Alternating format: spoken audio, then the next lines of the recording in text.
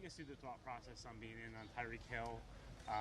Obviously you've always preached building through the draft and kind of being patient, but that seemed like a swing for the fences type move. Yeah, well, going into the offseason, we had a great plan, and just going into our free agency first with the guys we were able to add to the team. The goal was to try to help Zach, as much as we can on both sides of the ball, right? And so I feel like we were able to add youthful vets with a lot of experience. Been able to play in some big games, a couple Super Bowl participants. So, and then when this was a unique opportunity, I think when you're putting a team together, when you want to be at the top of the market, ideally you want to be at the top of the market on a homegrown person, but in a homegrown player, but in a circumstance that was this unique, this type of player, we felt it was a good time to be aggressive. And so, look, it ultimately didn't work out, but we feel good about our intent, and we're going to be in a lot of conversations moving forward. It seemed, Joe, or it has seemed this offseason, like more receivers have been made available than in the past. I know you can't name names because of tampering and stuff like that, but do you anticipate more being made available? Because there are other names that have now been starting to flirt around, like, oh, this guy might be available, but the trade, this guy might be available. Look, you hear about names, you hear about rumors. Until those opportunities become a little bit more concrete, that's what they are, just rumors. So, look, again, I think we weren't expecting the opportunity to pop up that happened last week, but when it came available, okay, we were ready. So, again, in a situation that may be another player, another position, I feel like our pro staff, our personnel staff, they do a great job of keeping everybody prepared, personnel and coaches, to get the evaluations in, and so when those opportunities happen, we can jump right in and be aggressive. Joe, is it fair to take from that interest in Hill, and what it would have cost and compensation and contract that you guys are looking to add at that position? You feel like you do need a number one receiver? Look, I feel good about the receivers we have. Having Elijah, who was really starting to come on before his injury. Corey Davis was on pace for 1,000 yards before his injury. Bringing Braxton back, and everyone's excited to bring Braxton back. So we feel good about this receiving core we have, and we have the opportunity to keep adding to it. If the opportunity is right, the price is right, we're gonna strike. And so we Connor brought up some hypothetical situations that could happen. We're getting ready for the draft, and if the right player presents itself, we're gonna strike. So there were several players that, and I guess what I should say is, since you've been this team's general manager, you kind of have a pretty firm walkaway number with players. I don't think any guy you've ever signed has been for wow, look at that contract, insane number. When you've seen some of these players that you guys have pursued who have ended up going to other teams, has there ever been a thought in your mind? I know you've never followed through with the team. You know what? Just give the guy a little bit more money and just bring him here. Like, yeah, it's a little bit more than I want to pay, but just bring him here. Yeah. Or are you so set on your ways? It's like, no, it's not how you build a successful team. Well, I mean, look, I think you try to put in a little bit of wiggle room when you have your walkaway number, but at the end of the day, you have to be firm. We talk about all the time. We want to be aggressive, but we don't want to be reckless. So we don't want to be too out in front of our skis, so to speak. So, there were some situations. There were some players who were in a free agency, and we were right there at the end, and just couldn't get it done. It just there was a number that we felt was bordering reckless, so we had to stand down. In terms of the timeline for the Tyreek situation, it seemed like you had a deal that was accepted by Kansas City, and then Miami comes in later. Are you okay with the dynamic of how that came about? Did you feel like you had a deal and then something changed, not to your liking, that allowed Miami to come in? Just working with Brett in Kansas City, working with Drew, it was great because there was full transparency on both sides. And so, I think there was a point that, look, we knew it was going to be an uphill battle. But we wanted to make a really strong offer to try to convince the player and the agent that this was a good place to be. Ultimately, it didn't work out. But, there was full transparency in the process. Joe, when we used to talk premium positions, it was always quarterback, left tackle, edge rusher, cornerback. Has receiver entered that now, because these guys are getting $30 million a year? Yeah. And it feels like that it's kind of changed. Yeah, those premium positions, you hit the nail on the head, and it's those playmakers too. And so you see how that market's going right now, and even with some guys on the horizon that could affect the market too. So that's definitely a position that's a premium position for us, and where we are with a young quarterback. And as free agency unfolded and you saw the market going a little crazy at that position, we felt a good pivot was going to be to add some quality tight ends that maybe, not be in that high end of a market as compared to wide receiver, but can come in here and really help our offense and help a young quarterback. Regarding that, not so much Hill, but the trade that didn't happen was, I think when the compensation was announced that you guys, the trade that Kansas City had agreed to that didn't involve you guys giving up your 2 first-round picks, which was kind of when you thought it was like, oh, there's definitely going to be a first-rounder involved in there from the Jets. Is any trade you guys are looking to do, are those 2 first-rounders kind of off the table? Like whatever you guys are looking to do, are they? No, I mean, I would say that's a hypothetical question. I think, obviously it depends on who we're talking about. If it's the right opportunity, we'll consider any packages. But ultimately, we want to talk about a package that makes sense for us and gives us the ability to maintain our flexibility. So do you feel like what you did in free agency sets you up for the draft in terms of, not reaching for any needs, and you can stick to your best player? Yeah, absolutely. I think part of the goal of any free agency is going into a draft without any huge perceived holes, to give teams a target. Okay, they're definitely going for this position. They definitely need this position. They don't have a starter here.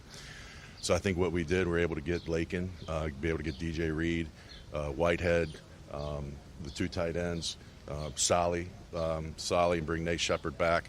I feel like we're able to add quality players that are going to help us, so we can go into draft and maintain our flexibility, like I've said. Do you see this as with 2 picks so high and so many picks? Is this sort of, in your mind, like a pivot point for the franchise that you can, if you hit these, you can flip things pretty quickly?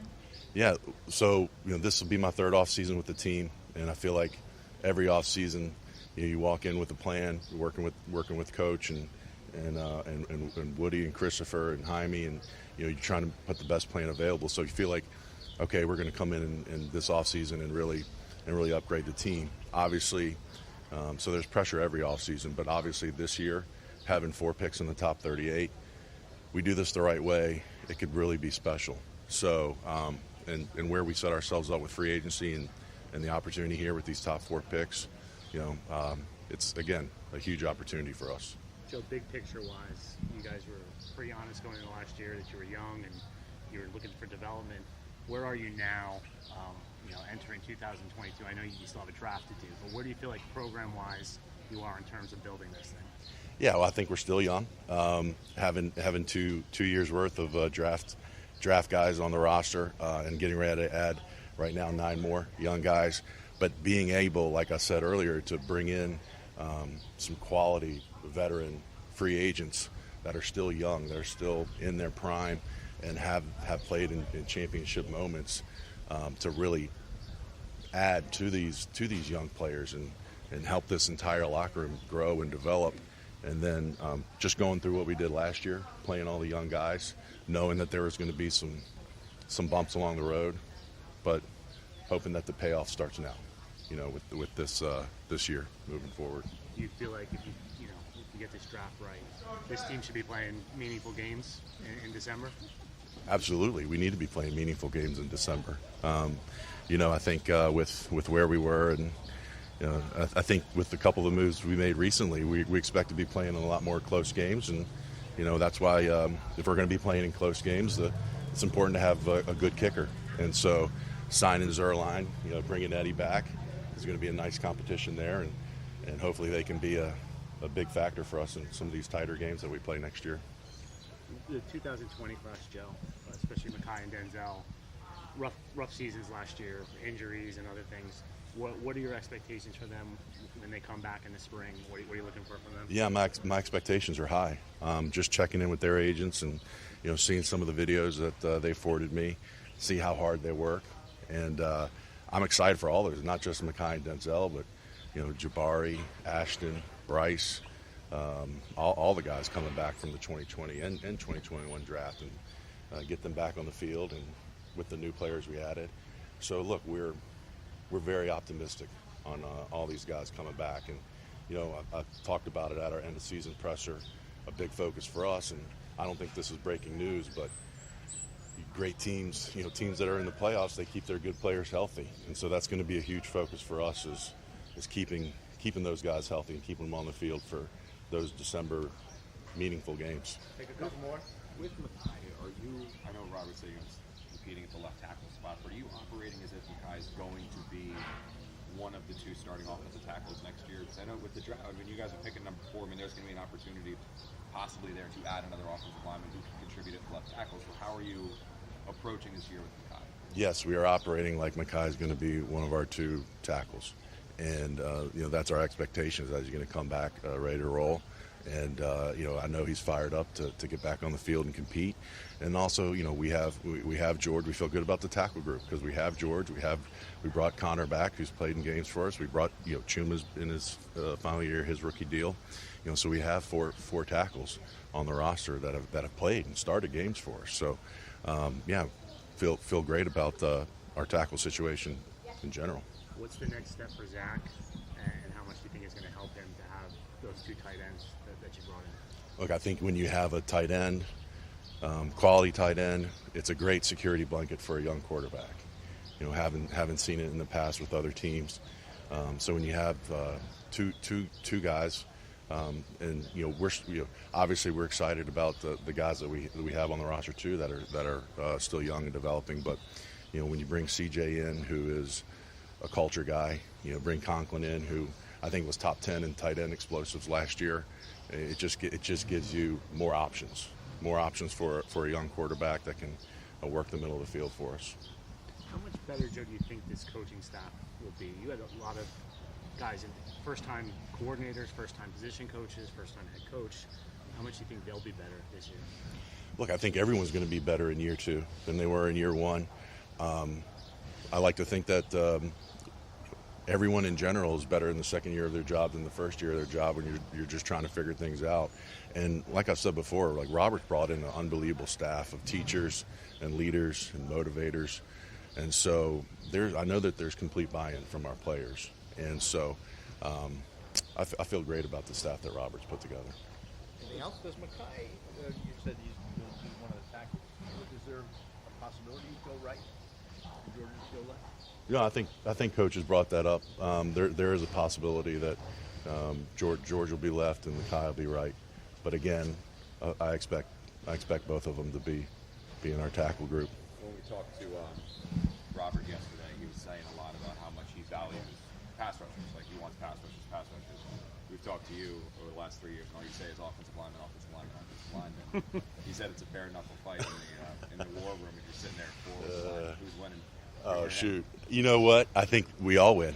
I think we all win because it all starts up front. So, we go back and forth, but we see it the same way. It all starts up front. This game is about protecting your quarterback, giving him weapons, and then affecting the other team's quarterback. And the best way to do that is with pass rush. So, look, in my eyes, and I know Coach believes this too, if you want to take a $30 million wide receiver off the field, you hit the quarterback. Hit him early, hit him often. So, that's always going to be our belief. And Coach and I really see it the same way. Well, good. Will Mackay be cleared for OTAs? Will he be cleared? Medically with the knee? So he came back for rechecks. He had a good meeting with our doctors. So we'll get him back here for OTAs, take another physical, and see where he is when he gets back. Thanks, everybody.